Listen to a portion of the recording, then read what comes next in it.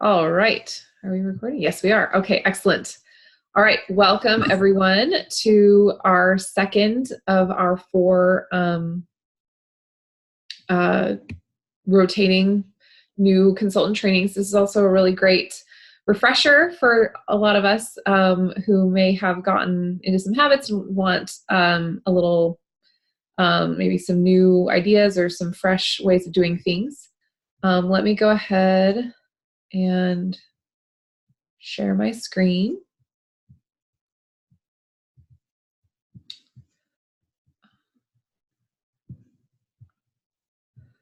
And there we go.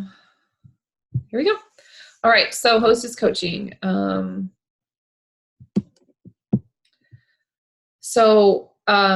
reason that we call it coaching is because you guys are on the same team. You and your hostess are always on the same team. You have the same objective. Both of you want a great party, right? We want a fun party. We want to earn lots of book rewards for your hostess. Your hostess obviously wants the rewards. So you're on the same team. So we're coaching them because we have the playbook, right? We have the units. We have the instructions. We know what we need to do to achieve that objective. And so our job is to convey that information to them in a way that keeps them motivated and excited and keeps them within the bounds of the playbook. We don't obviously want rogue hostesses. We want them doing what they need to do to achieve that objective. We're not going to like boss them around, order them around. We're coaching them. We're lifting them up. We're helping them feel a part of the team. We're validating them. We're making them excited. That's exactly what a coach does. So as the coach, the first thing we do is we establish that rapport. This is a relationship business. We're on the same team. So we start with the voice memos because they show our personality and friendliness. They help to build that relationship. So when we're doing our voice memos, be excited. Even when you're typing, use exclamation points. Show them that you're excited about what you guys are accomplishing together. The other thing that we do as the coach is we have to maintain control of the ball. And so sometimes the hostess might want to try something a little different. But the ways that we do that are, especially if you're new, use that three-way chat with your team leader so that she can help you in real time. Sometimes what happens, we've found before we started doing that three-way chat for the first few hostess parties, is that the consultant would try really hard to keep things moving in the right direction, but the hostess would take it another direction. And by the time the consultant reached out and said, I don't know if this is where we're supposed to be going, it had gotten so far that it was hard to bring it back. So when your team leader is in there seeing how you're interacting with your hostess, she can help you in real time and say, well, we probably should say this a little bit differently. Let's go back and mention this part of it so that we're clear with our hostesses. The next thing we do is we need to be really proactive and clear in messaging our next steps. The wording is there for a reason. Even your upper level leaders are using the same wording. So I said this in our training last week. We're not just giving you the light version or whatever. We're giving you a duplicatable way that we coach our own hostesses. And so it works. Trust it, use it. It's the best way to be proactive and clear. Obviously, there's no, our hostesses could say any number of things. It's not like a step-by-step process because they can react differently. So we have the flow chart in Unit 2.2 to know how to respond. If the hostess starts to go rogue a little bit, you have a team leader to ask. Use those resources so that you don't end up, let's just say that if your hostess ends up leading the way, she's not going to get what she wants because she doesn't know how the best way is to do a party. You do. You're the consultant. And so if she leads, then you're not going to end up where you want to be. So make sure that you're always maintaining control of the ball, and your team leader will help you with that. So we start a week ahead with voice memos. And those of us who have done this for a little while sometimes wonder, why do we do a week ahead? Because sometimes our hostesses don't move very quickly. It might take a couple of days for them to see our message or for them to get around to messaging, things like that. So we start a week ahead for a reason. The other reason is it just makes our lives easier. If you always, for instance, I always party on Tuesdays. So I know that the following Tuesday, I am going to be starting coaching my hostess. It makes my life so much easier just to automate it that way for, on different days, then it makes it harder. But if I'm saying, okay, every Tuesday, in the morning, I get my hostess for next week started, and I'm coaching my hostess through what the party's going to look like tonight. So I get started on the voice memos. I think there's wording in the units. What I just say is, hey, so-and-so, your book party's next week. I'm so excited. Yay, free books. Remember, we're showing that excitement. And then, do you have a minute to go over 3 quick things before we get started inviting your friends and family? We say that so that we get them, we prepare them. They're not like, oh, I just want to invite everybody. Or, oh, sometimes they're like, oh, I want to just ask a few people first and feel it out or whatever. We're telling them up front, we're just going to go over 3 quick things. So we're all on the same page. We're all on the same playbook. And then we'll move to the next step. So the voice memos, you have wording in the units, but don't make it sound like you're reading. Practice in your chat with your team leader. You can remove those messages. My husband and I don't use Messenger to chat with each other. We use just text. So I just spammed him with a ton of rehearsals and he didn't even check them. And I just use those. So you make them generic enough that you can forward them to hostesses each week. Remember, we're working smarter, not harder. So we want to reduce the amount of time that we're spending doing things that don't need to be done fresh, so that we have more time to build those relationships. So we have something that's generic enough that we can forward it to each of our hostesses every week, but personable enough that they think it's just for them. So we act like a human. We don't sound like we're reading. We say, we say like, let our kids be noisy in the background. I, recorded it while I was upstairs in the playroom with my little guy. Gosh, he was like, it's probably been 8 months now. He's much older. He sounds different. I'll probably have to re-record it eventually. But he gives a little squeak, and I can't tell you the number of hostesses are like, oh, our little guy's so sweet. It makes me a person. The tricky part is when I'm doing hostess coaching at 9:00 at night. And I'm like, I wonder if they notice that, he should be asleep, but he's not. It's not perfect, but it doesn't have to be. It has to be human. So practice with your team leader. Let her critique it. Let her tell you, let's try to make this more natural, things like that. Cause we want it to be, helpful for you in the future. Okay. So next, the 3 asks. We implemented this last year, and I can't tell you what a difference it made in team-wide or hostess coaching. It's here for a reason. Kristen is the one who came up with it, and our team is the only one that does it. And there's a reason that we do so well. It's this. The 3 asks. The first one is when you're telling her your goal.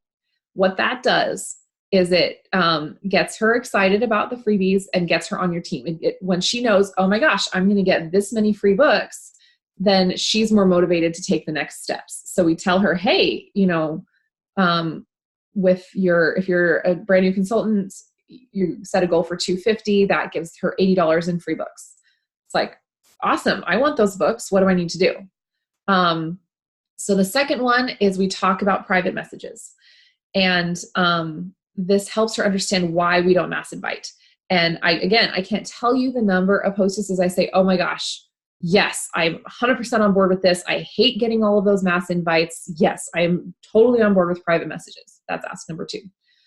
Number 3, how many and how to do it.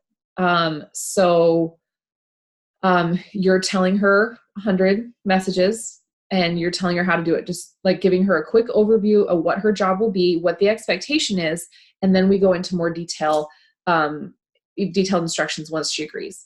Again, we're laying it all out on the table. She knows what the expectation is. She may have hesitations. We can talk through those before we give all the details. And then we keep checking in with her twice a day, and don't make it just about the party.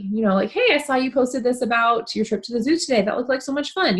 Send her a happy GIF about happy Friday, something. Show that this is a relationship business, and be on her team, make friends with her. At worst, it just means she's gonna be a great hostess with you. Right? and that you have a great relationship while you're working together. At best, it means she's going to join your team because she loves talking to you. She loves working with you. If you have a hostess that ghosts, it totally happens. I totally get it. I had one who just did it the other night. We have docs for that. We have units for that. You have a team leader for that. Ask, look in the units, see if you find something that fits your situation. If it doesn't, then ask your team leader for advice. She's here to help you. It's happened to all of us. Don't feel bad. It just happens. I actually had one ghost who, she just disappeared. And then I was like, hey, everything okay? And she answered me 3 days later. Actually, I spent the week in the hospital, or the weekend in the hospital. I was like, oh yeah, that's probably a pretty good reason, so things happen. And of course, you guys know how I feel about BYU. So I have Kalani Sataki here, and recruit your hostess, you guys. They chose to host. They already said yes to you once.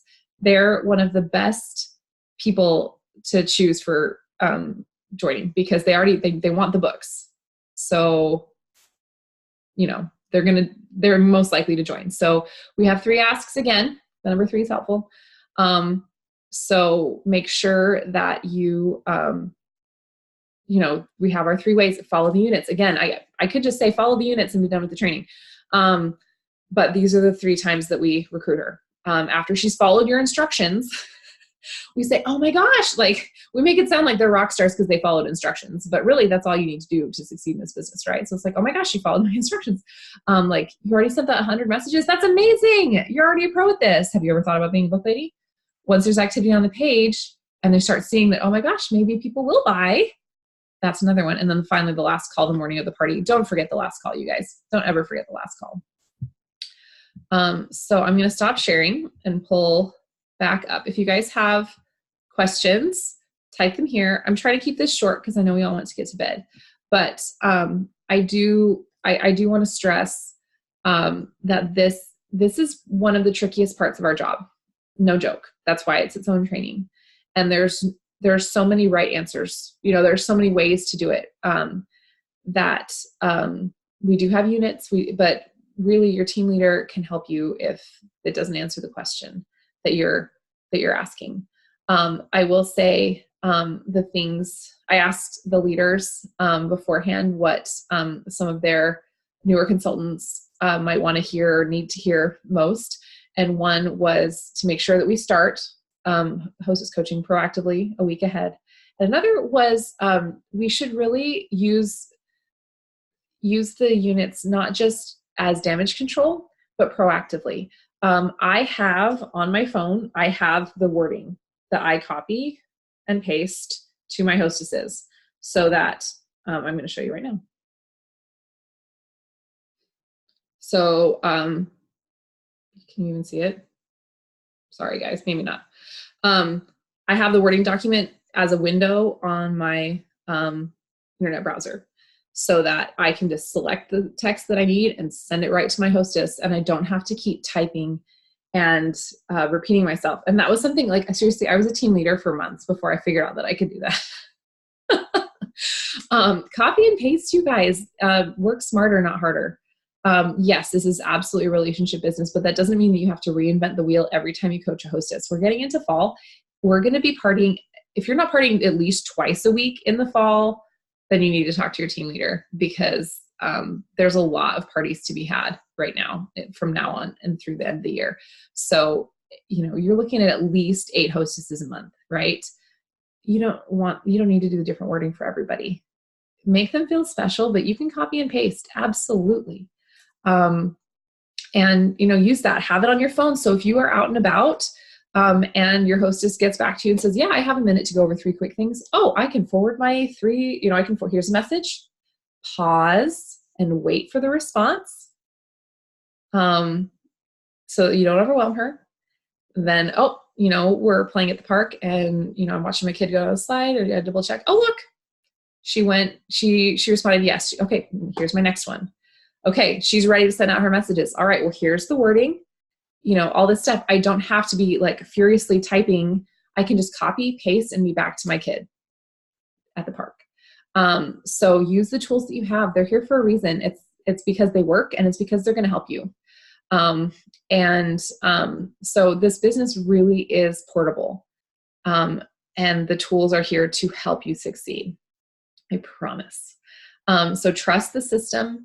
Trust that all of us are using the same wording. We don't have like a executive level wording and no, we are all coaching our hostesses the same way. We might tweak things a little bit. Like I said, like the message that I send my hostesses to get them started on the 3 asks might be a little bit different just because I couldn't find the wording at the time. And so I just like, hey, this sounds good. And it seems to work. I literally use that exact statement that I showed you on the PowerPoint every single time I start my hostess coaching. I have it written every Tuesday in my planner, hostess coaching, here, little checkbox so that I can check it. Automate it, make it easy, but make it fun for your hostess and show her that you're on her team. Some hostesses are easier than others. I get it. But the more practiced you get at it, the more confident you will get, and the more she will trust your control. If you tell her, if you lay it out for her ahead of time and say, okay, this is how we do things, and this is what brings the most success, she will trust you, and she will know that she knows that you want the party to be great, just as much as she does. And so, so even if it's like your first ever hostess party, even if you're still in 3-way messages with your team leader, be confident. You have the tools. You have the wording you need. So use them and show that confidence so that she's like, okay, yeah, I'm ready to be coached. I'm ready to follow her instructions, and we're going to reach that goal. So if you have other questions, let me know. But I think we're going to wrap it up for tonight. Hopefully I covered everything that the leaders asked me to cover. And go coach those hostesses to an awesome party for 2 this week.